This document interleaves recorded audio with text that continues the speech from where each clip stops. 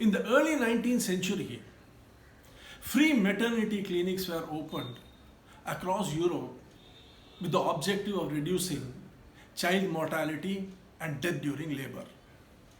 In Vienna General Hospital, two such clinics were opened.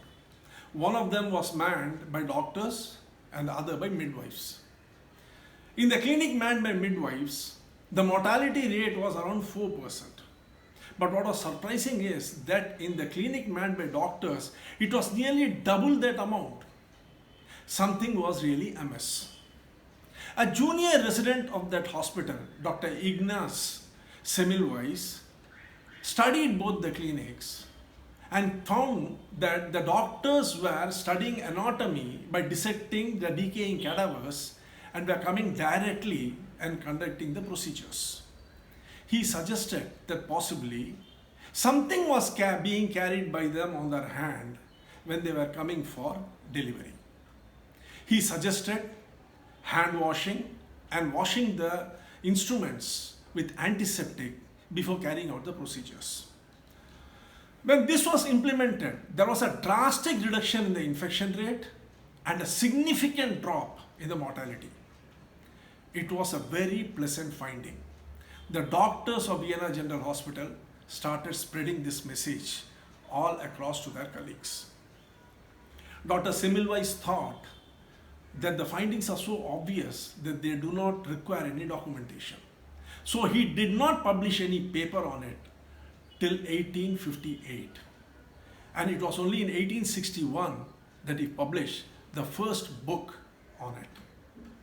Just think of his shock and surprise when he found that the medical community rejected his findings out of hand and ridiculed him and accused him of insinuating that the doctors were responsible for the infections. He wrote letters to all the leading physicians of that time in Europe and found rejection everywhere. In 1865, on July 30th, he was committed to a mental asylum for mental breakdown, and he was beaten there so badly that 14 days later, on 13th of August 1865, he died. Friends, why is it that knowledge, logic, and evidence has failed repeatedly to convince people? History is replete with such instances, be it of Socrates, Galileo, and now in the case of Semmelweis. What is it about the human mind which finds it so difficult to accept knowledge, logic, and evidence? The human mind is controlled by the reptilian brain. That reptilian brain which came onto land from water 320 million years ago. And something beyond knowledge, logic, and evidence is required to convince it.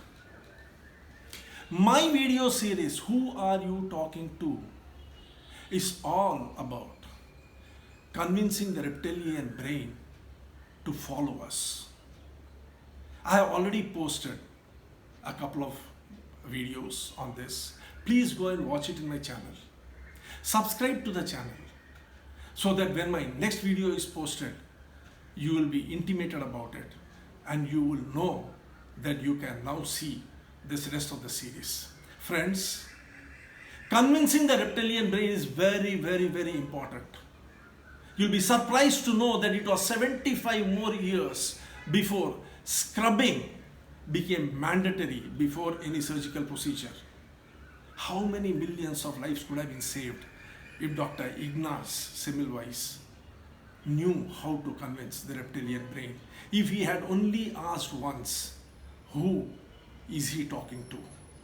Friends, if you want to convince people, you need to know who you are talking to. Thank you.